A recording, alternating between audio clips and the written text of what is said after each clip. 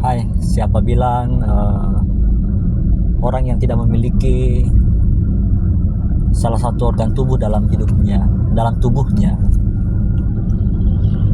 akan menjadi persoalan dia dalam berkreasi untuk mewujudkan cita-citanya, melanjutkan hidupnya, memaksimalkan aktivitasnya. Sayalah salah satu dari orang-orang itu. Saya ini adalah orang yang sudah tidak memiliki batu empedu. Bayangkan itu, ini sudah terjadi sekitar 6 bulan. 6 bulan dalam hidup saya sudah tidak memiliki itu. Apa yang terjadi? Alhamdulillah selama 6 bulan ini saya tidak pernah merasakan apa itu sakit. Tidak lagi. Karena apa? Pola hidup sehat itu sudah mulai terjaga. Kemudian yang kedua, asupan makanan yang memang dibutuhkan oleh tubuh, itu saja yang dikonsumsi. Jadi di kepala ini sudah tidak menginginkan lagi makanan yang terlalu berlebihan, tidak. Yang memang dibutuhkan oleh tubuh, itu saja yang dikonsumsi. Kemudian yang ketiga adalah aktivitas tubuh, aktivitas fisik kita. Seoptimal mungkin aktivitas fisik kita yang kita lakukan adalah yang sewajarnya. Kemudian yang terakhir ini adalah masalah kemampuan kita untuk mengelola stres. Siapa bilang orang ada uang stres? Jauh lebih stres orang-orang yang tidak punya uang. Apalagi berkecimpung dengan banyak persoalan, banyak masalah, banyak urusan. Tidak bisa begitu teman-teman. Jadi memang hidup ini harus terus berjalan. Jangan pernah berpikir bahwa sesuatu akan selesai begitu saja, tidak. Semua harus diurus, semua harus dituntaskan, kan kita harus terus bekerja. Orang bilang tidak ada makan siang gratis. Yang ada itu hanya makan malam di pesta yang diundang kita. Selebihnya itu ya mohon maaf. Bisa jadi sih dalam konteks yang lebih luas bahwa ada mungkin masalah dalam jangka panjang kalau kita tidak memiliki organ tubuh yang saya maksud tadi. Itu wallahu alam. Tetapi dengan prinsip ini bahwa apa boleh buat, karena kita sudah tidak memiliki organ itu, ya harus kita siap, kita hadapi kenyataan ini karena banyak persoalan di masa mendatang yang memang harus kita tuntaskan. Rata-rata di usia kita yang 40 dan 40 ke atas sudah bisa lebih bijak dalam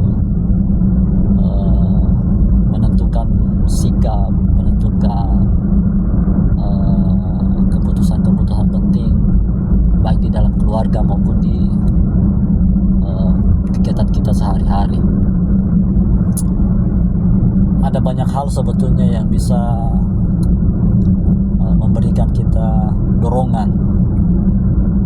Salah satu yang bisa memberi kita dorongan adalah keterbatasan kita itu juga. Kemudian yang kedua mungkin juga kelebihan yang kita miliki atau kemampuan yang mampu kita lakukan.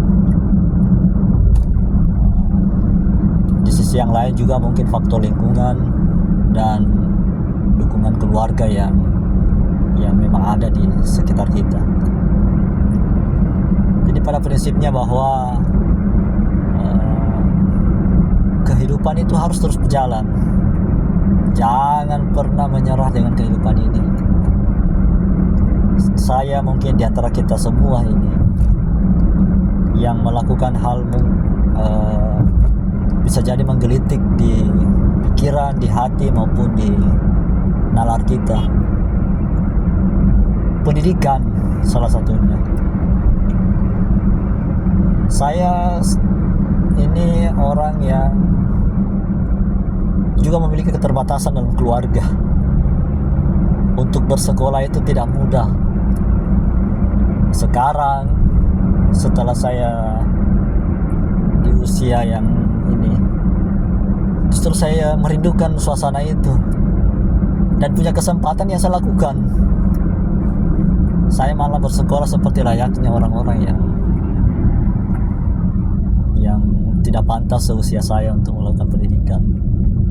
Dan saya bertekad, saya tidak akan mungkin akan berhenti sampai pendidikan paling tertinggi yang bisa saya dapat. Itu. Kemudian yang kedua, sosial.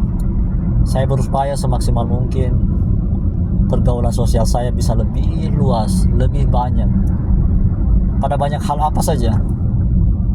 Apakah swasembada sosial, kegiatan-kegiatan yang bisa mendukung